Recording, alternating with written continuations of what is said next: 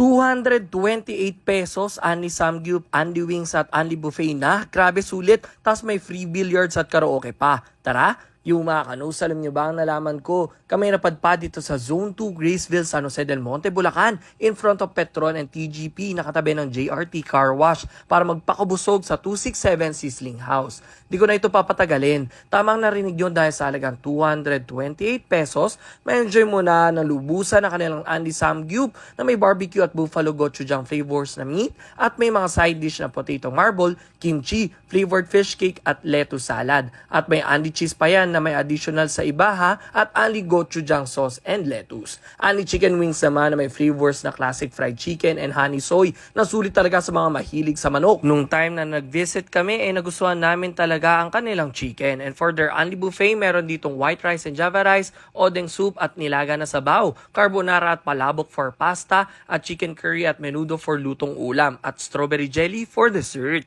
Kung nabiting ka, pwede ka mag-add ng 39 pesos para ma-enjoy mo ang another set ng buffet na may kasamang pork spare ribs na legit na masarap, kare-kare na malaki ang karne, cordon bleu na good ang texture, seafood Cajun na on the spicy side na perfect sa mahihilig sa manghang, at Big Mac. Idagdag mo pa dyan ang cucumber lemonade at blue lemonade for drinks, at may dessert pa na strawberry panna cotta.